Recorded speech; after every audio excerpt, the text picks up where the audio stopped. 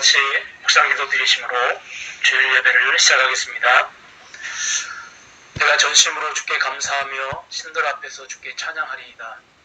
내가 주의 성전을 향하여 경배하며 주의 인자하심과 성실하심을 인하여 주의 이름에 감사하오리니, 이는 주께서 주의 말씀을 주의 모든 이름 위에 높게 하셨습니다. 하나님의 영이시니 예배하는 자가 신령과 진리로 예배할지니라. 아멘. 하나님 감사합니다.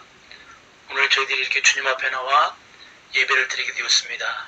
오늘 시인의 고백이 우리의 고백이 되게 하여 주시옵시고, 시인의 하나님을 향한 그 마음이 우리의 마음이 되어서 온전히 하나님만을 높이고 찬양하는 예배 시간이 되게 하여 주시옵소서.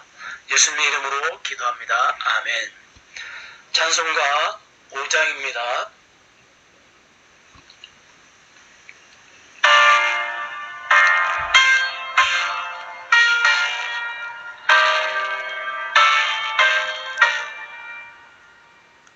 이 선지가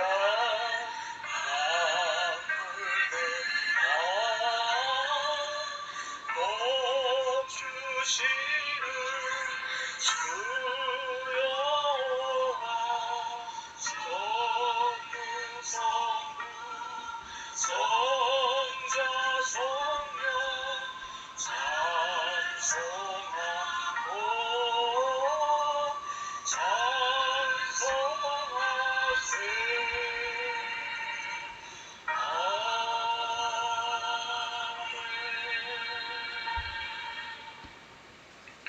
사도신경으로 신앙 고백하시겠습니다.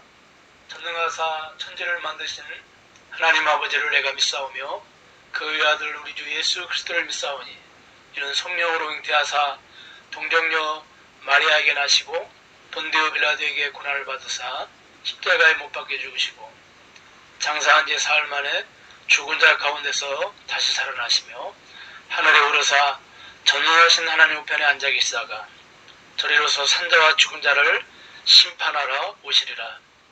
성령을 믿사오며 거룩한 공예와 성도가 서로 교통하는 것과 죄를 사하여 주는 것과 몸이 다시 사는 것과 영원히 사는 것을 믿사옵나이다. 아멘. 교동문 13번입니다. 여호와는 나의 목자시니 내게 부족함이 없으리다. 그가 나를 푸른 풀밭에 누이시며 쉴만한 물가로 인도하시는구나.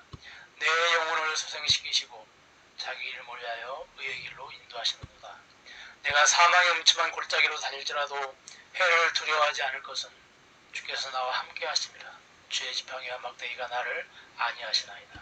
주께서 내 원수의 목전에서 내게 상을 차려주시고 기름을 내 머리에 부으셨으니 내 잔이 넘치나이다.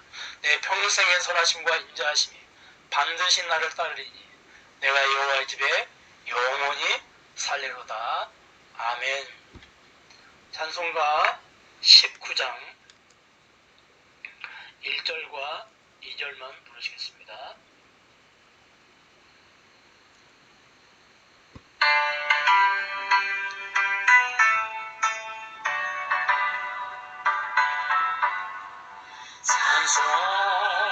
산소리서 나를 기뻐하구나. 하늘 아버지의 이름 거룩하구나. 세상 사람 찬양하자. 거룩하신 하나님께 할렐루야 할렐루야 할렐루야. 하나님의 나라 전체 영원토록 있구나. 하나님의 영광 나라 거룩하구나. 하늘 보좌 계신 주님 세상 주관하시도다. 할렐루야 할렐루야 할렐루야. 아멘.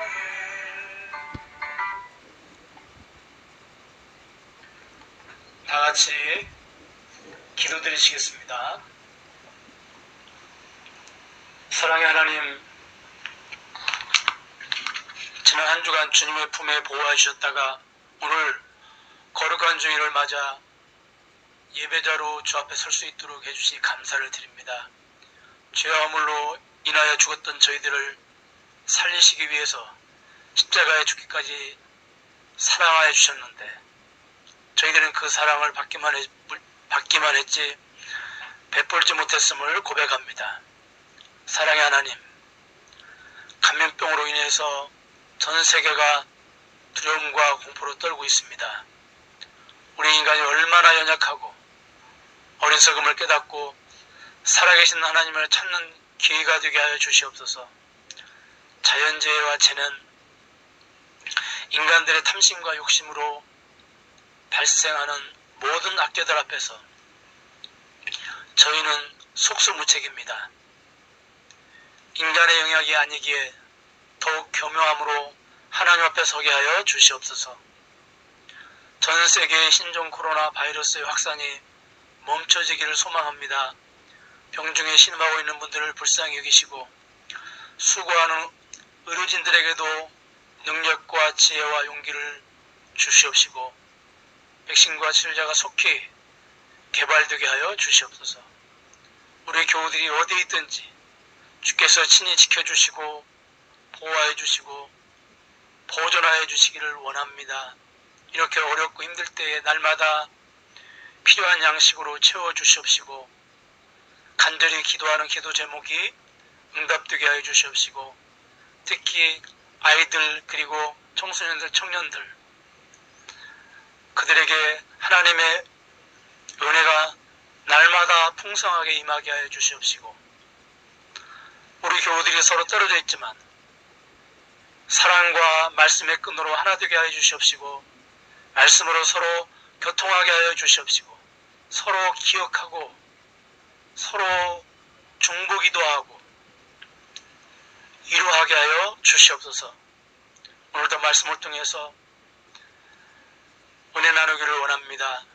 함께 이 말씀을 통해서 은혜가 충만하게 임하게 하여 주옵소서. 예수님의 이름으로 기도드립니다. 아멘. 하나님의 말씀은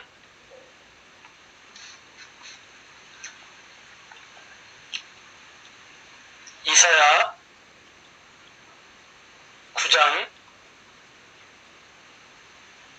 8절에서 13절 말씀까지 보시겠습니다. 하나님의 말씀은 이사야 9장 8절에서 13절입니다. 주께서 야곱에게 말씀을 보내시며 그것을 이스라엘에게 임하게 하셨은즉 모든 백성 곧 에브라임과 사마리아 주민이 알 것이거늘 그들이 교만하고 완악한 마음으로 말하기를 벽돌이 무너졌으나 우리는 다듬은 돌로 쌓고 옥나무들이 찢겼으나 우리는 백향목으로 그것을 대신하리라 하는도다. 그러므로 여호와께서 느신의 대적들을 일으켜 그를 치게 하시며 그의 원수들을 격동시키시리니 앞에는 아람 사람이요 뒤에는 블레셋 사람이라. 그들이 모두 입을 벌려 이스라엘을 삼키리라. 그럴지라도 여호와의 진노가 돌아서지 아니하며 그의 손이 여전히 펴져 있으리라. 그리하여도 그 백성들이 자기들을 치시는 얘기로 돌아오지 아니하며 만군의 여호와를 찾지 아니하도다. 아멘.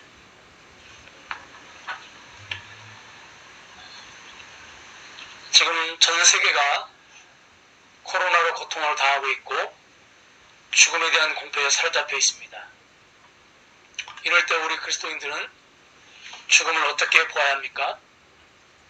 성도가 죽음에 이르는 것은 병에 걸려서 죽는 것이 아니라 주께서 맡기신 사명이 끝났을 때 그 생명을 불러가십니다.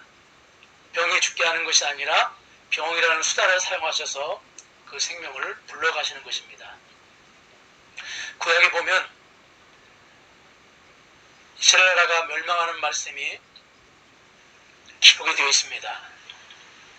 한 나라가 멸망당하는 이유도 개인이 죽은 것 같이 그 나라가 감당해야 될 사명을 감당하지 못했을 때 개인이 죽음에 이르는 것처럼 그 나라가 멸망을 당하는 것입니다.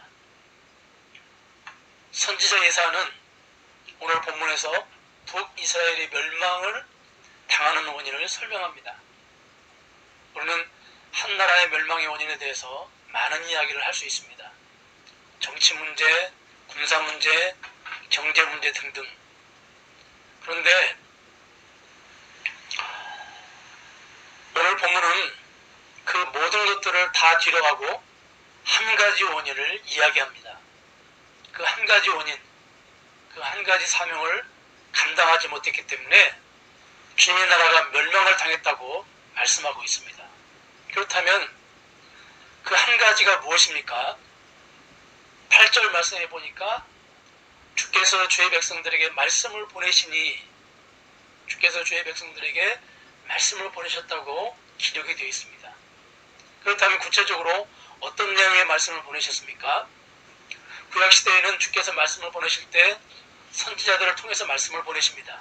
그런데 오늘 본문에 보니까 선지자들을 통해서 구체적으로 주신 말씀의 내용이 없습니다. 그렇다면 주께서 보내신 말씀이 어디에 있습니까? 10절, 벽돌이 무너진 사건, 뽕나무가 찍힌 사건이 바로 주께서 보내신 말씀입니다. 벽돌, 뽕나무 다 자연이죠. 주께서는 말씀을 주실 때 선지자들을 통해서도 주시지만 자연을 통해서도 말씀을 주십니다. 시편 29편 3절 말씀에 말씀이 물 위에 있다라고 기록이 되어 있습니다. 대자연 전체가 말씀이라는 것입니다. 마태복음 6장에 보면 예수님은 공중의 새를 보고 들에 피는 꽃을 보라고 말씀하십니다. 새가 말씀이고 꽃이 말씀이라는 것입니다. 염려하지 말라는 말씀을 새를 통해서 그리고 꽃을 통해서 말씀하고 계시는 겁니다. 이처럼 주님은 다양한 방법을 사용하셔서 말씀을 주십니다. 자연을 통해서도 말씀을 주시지만 사건이나 사고, 우리의 삶에서 일어나는 작고 큰 사건을 통해서도 주님은 말씀하십니다. 요즘 코로나 사건을 통해서도 주님은 말씀을 주시고, N번방 사건을 통해서도 말씀을 주시고, 요즘 부모님들이 아이들을 집에서 돌보시느라 수고가 많으신데 아이들이 울고 웃고 떠들고 그리고 아이들이 먹고 마시고 자는 모습을 통해서도 주님은 말씀을 주십니다. 아이들이 끊임없이 뛰고 움직이는데 너무 스트레스 받지 마시고, 아, 지금 말씀이 살아서 움직이고 있구나 하고 감사하시기 바랍니다. 주께서 백성들에게 말씀을 주셨습니다. 그런데 10절 말씀해 보니까 벽돌이 무너지는 사건, 뽕나무가 찍힌 사건을 통해서 말씀을 주십니다. 여러분, 벽돌이 무너진 사건, 뽕나무가 찍힌 사건은 평범한 일상입니다. 주께서는 이처럼 평범한 일상을 통해서 말씀을 주십니다. 그런데 주의 백성들이 이 말씀 앞에 어떤 반응을 보였습니까? 벽돌이 무너졌어? 아, 그러면 다듬은 돌로 다시 쌓지. 벽돌이 무너진 원인이 벽돌의 품질에 문제가 있으니 이번에는 최상급 벽돌로 다시 쌓자는 것입니다. 뽕나무가 찍혔어? 뽕나무가 찍혔으나 뽕나무가 병들었거나 수익성이 없어서 농부가 다 배연한 것이라고 볼 수 있습니다. 그럼 이번에는 뽕나무 대신 병충해에도 강하고 수익성도 좋은 백향목을 심자. 이게 답니다. 여러분, 이들의 문제가 어디에 있습니까? 이 사건은 그들의 일상의 삶 가운데에 우연히 일어난 사건이 아니라 주님이 이 사건을 통해서 말씀을 하시는 것입니다. 그러므로 그들은 주님의 말씀 앞에서 반응을 해야 됩니다. 9절 말씀을 보세요. 에브라임과 사마리아 거민이 알 것이거늘, 알아야 한다는 말씀을 깨달아야 한다는 말씀입니다. 말씀을 주셨으니, 사건을 통해서 말씀을 주셨으니 그 말씀을 왜 주셨는지 깨달아야 한다는 것입니다. 그런데 그들은 그 말씀 내 삶 가운데 우연히 일어난 문제에 반응을 하듯이 그냥 상식적이고 합리적으로 반응을 했습니다. 여러분, 이런 반응을 누가 합니까? 하나님 모르는 일반 한국 사람들이 합니다. 그런데 지금 주의 백성들이 일반 한국 사람들과 똑같은 반응을 하고 있는 것입니다. 그러니 주님의 마음이 얼마나 답답하시겠습니까? 여러분, 우리가 답답하면 아유 답답해 하면서 가슴을 손바닥으로 치죠. 지금 하나님의 모습이 바로 이런 모습입니다. 여러분, 우리는 어떻습니까? 우리는 이렇게 반응하는 것이 없습니까? 내가 몸이 아프다. 몸이 아파? 그럼 병원 가야지. 약을 먹어야지. 이제 건강관리 좀 잘해야지. 끝. 이게 다입니다. 운전하다 접촉사고가 났습니다. 접촉사고 났네? 공업사에 자동차 수리 맡겨야지. 이번에 그냥 새 차로 바꿔? 다음부터는 조심 운전해야지. 끝. 이게 답니다. 그러니까 주님이 이 말씀, 이 사건을 통해서 어떤 메시지를 우리에게 주신다고 생각을 안 하는 것이죠. 그냥 우리의 삶 가운데서 우연히 일어났거나 내가 부주의해서 일어난 사건이라고 생각을 하는 것입니다. 만약에 우리가 우리의 삶 가운데 일어난 사건들을 우리가 경험하면서 이런 생각을 가지고 더 이상 발전하지 못한다면 이스라엘 백성들과 우리가 무슨 차이가 있겠습니까?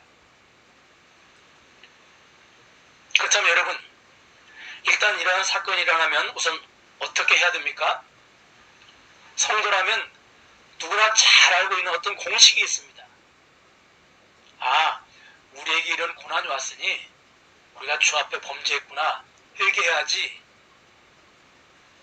자, 오늘 보면 10절을 보니까 벽돌이 무너진 사건, 옥나무가 찢긴 사건은 경제적인 손실이 발생한 사건입니다. 그렇죠?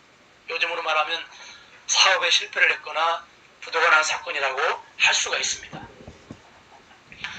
우리는 이런 때 어떻게 합니까? 주께서 물질 문제를 통해서 물질과 관련된 죄를 회개하기를 원하신다라고 생각합니다. 그래서 그 문제를 해결하려면 회개를 하되 경제와 관련된 회개를 해야 된다고 생각을 하는 것이죠. 주님이 이렇게 물질의 어려움을 주신 걸 보니까 내가 하나님보다 물질을 더 사랑했구나, 내가 물질의 힘을 믿고 교만했구나, 내가 주님께 드릴 것 드리지 못해서 이렇게 되었구나 하고 회개를 합니다.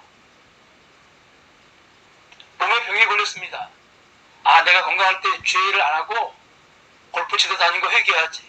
그리고 이제부터 열심히 주의를 지키고 봉사 잘해야지 하고 다짐합니다. 우리는 사건 사고를 통해서 주시는 주님의 말씀에 이렇게 깨닫고 회개하는 것을 어떤 공식처럼 생각을 해왔습니다. 성경에도 그런 말씀이 나왔고 주변에서 그런 말들을 우리가 많이 들어서 물질 문제 앞에서는 물질에 대한 회개를 하고 건강 문제 앞에서는 열심히 봉사 안 하는 것에 대한 회개를 하고 교통사고 이런 것은 내가 주의를 잘 지키지 못했기 때문에 깨달아 주시는 사건가 보다 이렇게 생각하고 회개를 하고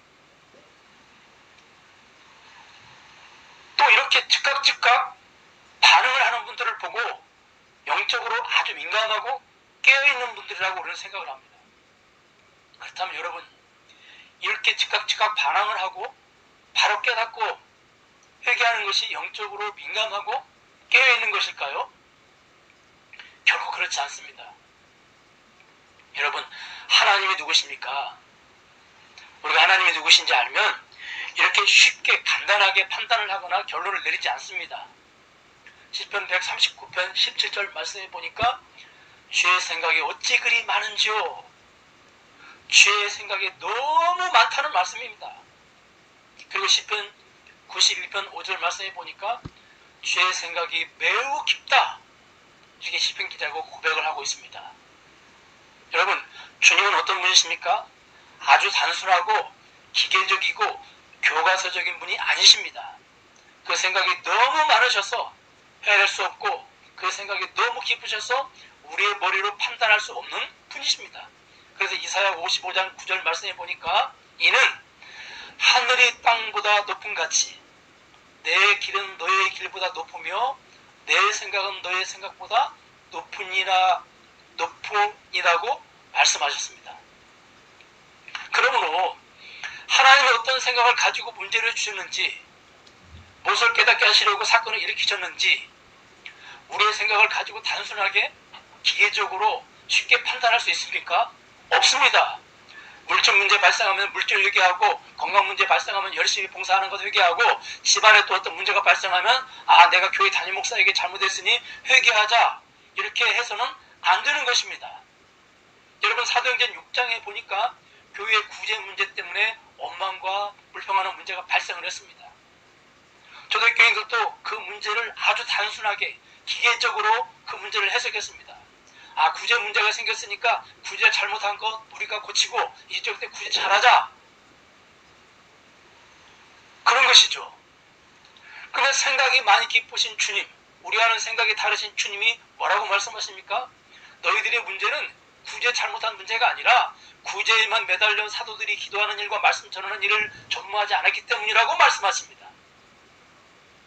하나님이 개입하지 않으셨다면 그들은 그 문제 후에 이게 구제가 문제가 발생했구나, 그러니까 우리가 구제를 더 열심히 잘해야 되겠다, 그래서 그들은 그 문제 외에 열심히 구제를 더 잘하게 되었을 것이고, 초대교회는 오히려 문제가 점점 더 커졌을 것입니다. 그런 의미에서 주께서 사건을 통해서 주시는 말씀을 통해서 내가 무엇을 회개해야 하는지 알 수도 있지만 모를 수도 있습니다. 그래서 내가 지은 죄를 알고 그 죄를 회개할 수도 있지만 초대교회처럼 엉뚱한 붙잡고 회개할 수도 있고, 그 결과 문제가 더 커질 수 있는 것입니다. 여러분, 여기서 중요한 것은 오늘 주님이 이 사건을 통해서 백성들이 무엇을 깨닫기를 원하시느냐는 것입니다. 그들의 죄 몇 가지를 조목조목 회개하기를 원하시는 것입니까? 결코 그렇지 않습니다. 그들이 깨닫고 회개하기를 원하시는 죄는 근본적인 죄이고, 그들의 죄는 그들이 누구인지를 부인하는 죄이고, 그들의 죄는 그들의 삶의 목적을 떠나 있는 죄입니다. 그렇다면 여러분, 그들의 문제, 그들의 죄가 무엇입니까? 여기서 우리가 기억해야 될 것은 10절 벽돌 무너진 사건, 뽕나무 찍힌 사건은 따로 주어진 말씀이 아닙니다. 6절부터 연결될 말씀입니다. 좀 7절 하반절에 보면 만군의 여호와 열심히 이를 이루시리라, 이런 말씀이 기록이 되어 있습니다. 하나님께서 마치 100m 달리기 선수가 골인점을 향하여서 열심히 달려가듯이 열심히 어떤 일을 이루신다는 것입니다. 그렇다면 그 일이 무엇입니까? 6절에 보니까 한 아기를 왕으로 장차 보내시는 일입니다. 정리해드리면 하나님께서 열심히 미래에 이루시려고 하시는 일은 세상에 하나님 나라를 세우고, 7절에 보면 그 내용이 나와요. 그 나라를 영원히 보존하시기 위해서 예수 그리스도를 그 나라의 왕으로 보내시는 일입니다. 그렇다면 하나님께서 예수님을 왜 이 땅에 보내셨습니까? 예수님을 보내신 목적이 어디 있습니까? 우리의 죄를 사하시기 위해서요? 네, 맞습니다. 그러나 100점짜리 답은 아닙니다. 부활의 선물을 주시기 위해서요? 네, 맞습니다. 그러나 이것 역시 100점짜리 대답은 아닙니다. 완성된 하나님 나라를 선물로 주시기 위해서요? 네, 맞습니다. 그러나 이것 역시도 100점짜리 답은 아닙니다. 죄를 사해 주시는 것, 부활의 몸을 입는 것, 완성된 하나님 나라를 주시는 것, 다 수단이지 목적이 아닙니다. 그렇다면 목적은 무엇입니까? 그런 수단들을 통해서 하나님이 우리와 함께 하시기 위해서입니다. 임마누엘, 하나님이 우리와 함께 하시기 위해서 그런 수단들을 하나님은 사용하신 것입니다. 거룩하신 하나님과 죄인이 함께 하려면 죄가 있어서는 안 됩니다. 그래서 십자가 사건을 통해서 죄를 사해 주신 것이고, 또 하나님은 우리와 함께 하시되 잠시 잠깐 함께 하시기를 원하시지 않습니다. 영원히 함께 하시기를 원하시기 때문에 영원히 사는 부활의 몸을 주신 것입니다. 요즘 100세 시대, 100세 시대 하는데 100세까지 장수하는 것이 중요한 것이 아니라 어떤 환경에서 장수하느냐가 중요한 것처럼 우리가 영원히 살 때 최고 최상의 환경에서 영원히 살게 하시기 위해서, 영원히 살게 하도록 하시기 위해서 우리에게 완성된 하나님 나라를 선물로 주시는 것입니다. 그렇다면 하나님이 우리와 함께 하시기 위해서 이 모든 일을 하셨습니까? 영원히 우리와 함께 하셔서 우리의 필요를 채우시고 우리를 행복하게 살기 위한 목적으로 함께 하신 것입니까? 그렇지 않습니다. 함께 하시는 것도 최종 목적은 아닙니다. 그러면 도대체 최종 목적은 무엇입니까? 요한일서 1장 3절에 보니까 우리가 구원받은 목적, 성도와 사귀기 위해서 이렇게 기록되어 있습니다. 그러니까 우리가 구원받은 목적은 1차적으로 성도끼리 사귀기 위해서, 더 나아가서 성도끼리 사귀는 최종 목적은 바로 하나님과 사귀기 위한 목적이라는 것입니다. 하나님은 이 일을 위해서 예수님을 이 땅에 보내신 것입니다. 그래서 오늘 본문에서는 그냥 하나님과 사귄다고 말씀하지 않고 그 아들 예수님과 함께 사귄다고 말씀하고 있습니다. 여러분, 정리하면은 하나님께서 예수님을 이 땅에 보내신 목적이 어디 있습니까? 최종 목적이 어디 있습니까? 최종 목적은 우리와 사귀시기 위해서, 우리와 교제하시기 위해서, 이것이 최종 목적입니다. 여러분, 한번 생각 안 해보셨어요? 도대체 하나님 무엇이 부족해서 우리와 함께 하시려고 하고 또 우리와 사귀려고 하실까요? 우리는 자꾸 싫다고 도망다니는데 왜 자꾸 하나님은 마치 집요한 스토커처럼 우리를 따라다니시면서 우리와 교제하자고 말씀하시고 우리와 사귀자고 말씀하시는 걸까요? 그 이유는 단 한 가지입니다. 우리를 너무너무 사랑하시기 때문입니다. 여러분, 연애해보셨죠? 연애하면 그냥 단순히 함께 있는 것으로 만족합니까? 어떤 한 건물 안에 그냥 함께 있는 것으로 만족합니까? 절대 그렇지 않습니다. 서로 교제해야 됩니다. 사귀어야 합니다. 함께 있으면서 대화하고 그 다음에 같이 식사하고 좋은 곳에 여행하고 같이 자고 또 스킨십하고 그렇게 하는 것이죠. 여러분, 하나님께서 엘리야와 동역을 하실 때 언제 가장 행복하셨을까요? 엘리야가 갈멜산에서 불을 내리고 바알과 아세라 선지자들을 죽이고 했을 때? 아닙니다. 엘리야가 지쳐서 쓰러졌을 때 하나님은 엘리야를 어루만지십니다. 스킨십을 하시는 것이죠. 하나님은 사랑하는 엘리야와 스킨십을 하실 때 이때가 가장 행복하셨습니다. 왜냐하면 하나님의 목적이, 하나님이 우리를 구원하는 목적이, 하나님이 우리와 함께하는 목적이 우리와 사귀기 위해서이기 때문에 그렇습니다. 그러므로 하나님께서 이사야 9장에 기록된 것처럼 하나님께서 열심히 미래에 하실 일이 무엇입니까? 예수님을 이 땅에 보내셔서 우리와 사귀는 일인 것입니다.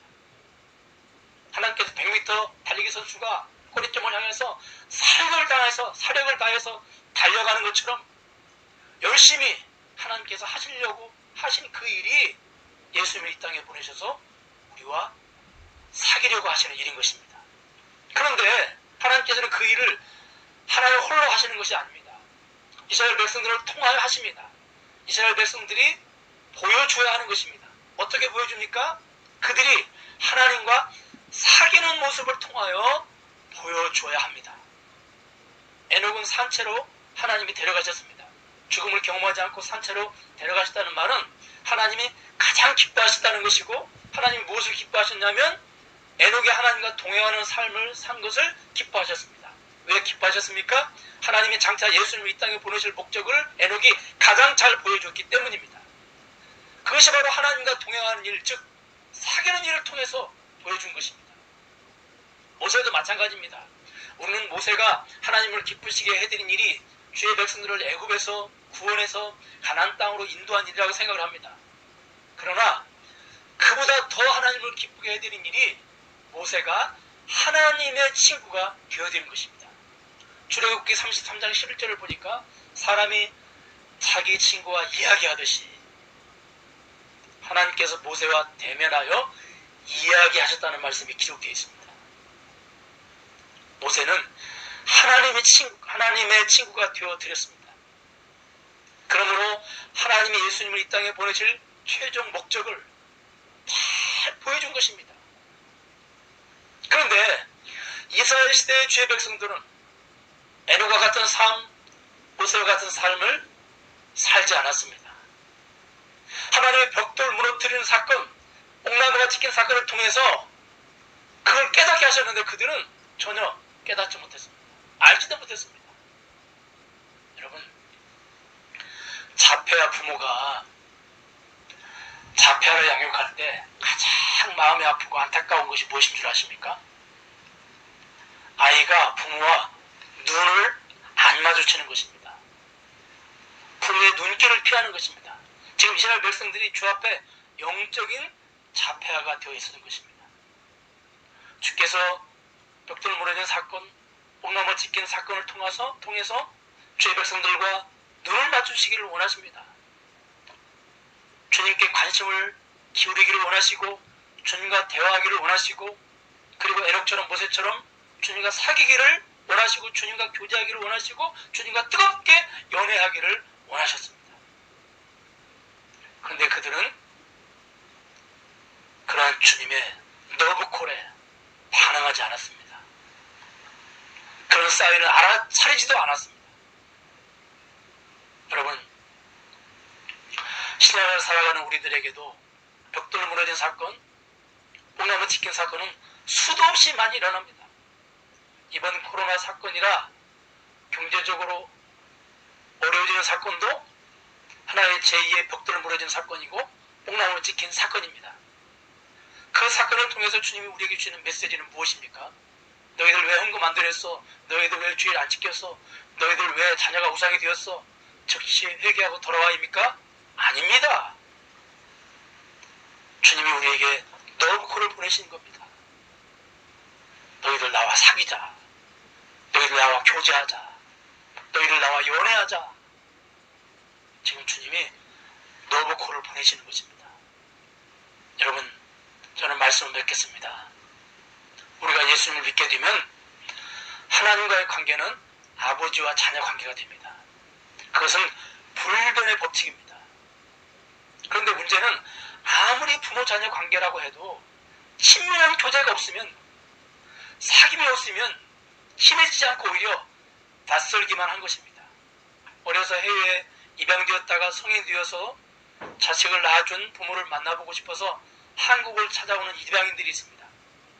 어렵게 수소문을 해서 친부모를 만났습니다. 그런데 친부모를 만났지만 그들의 심정은 너무도 복잡합니다. 왜냐하면 그렇게 만나고 싶었는데 막상 만나보니까 너무나도 낯선 사람인 것입니다. 여러분, 우리도 주님과 그런 관계일 수 있습니다. 그러므로 우리의 회개는 다른 것이 아닙니다. 주님과 친밀한 관계를 갖지 못한 것을 회개해야 됩니다. 내 안에 주님과 친밀한 교제를 방해하는 것들이 무엇인지 그것을 깨닫고 우리가 회개해야 됩니다. 이번 코로나 사건을 통해서 주님이 우리에게 주시는 메시지는 분명합니다. 바로 러브콜을 보내시는 겁니다. 너희들 그동안 너무 바쁘고 분주했지. 이제 이 기회에 나와 좀 같이 있자. 나와 같이 있는 시간을 좀 많이 가졌으면 좋겠어. 나와 대화하는 시간을 좀 많이 가졌으면 좋겠어. 나와 교제하고 나와 사귀고 나와 깊은 사랑을 나누는 그러한 시간을 너희들이 많이 좀 가졌으면 좋겠어. 이렇게 주님께서 우리에게 지금 말씀하고 계신 겁니다.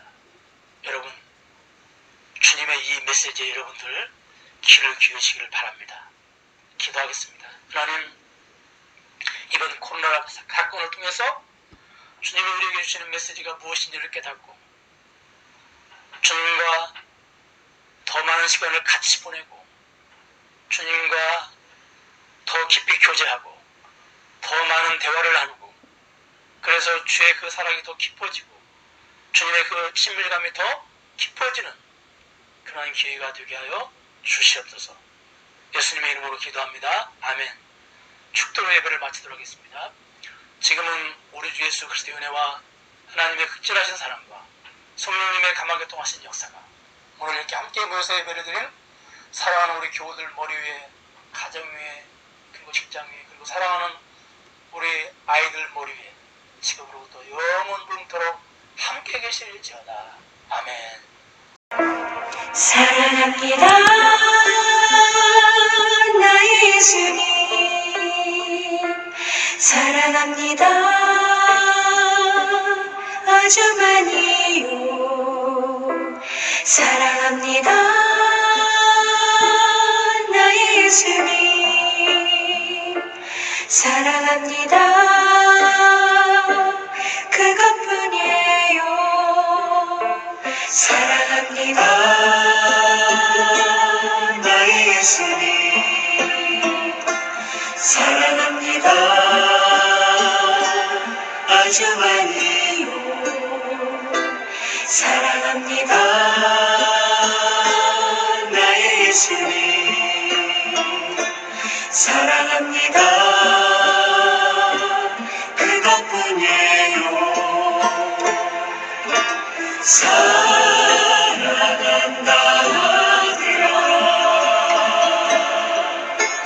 내가 너를 잘하노라 사랑한다 내 딸아 내게 주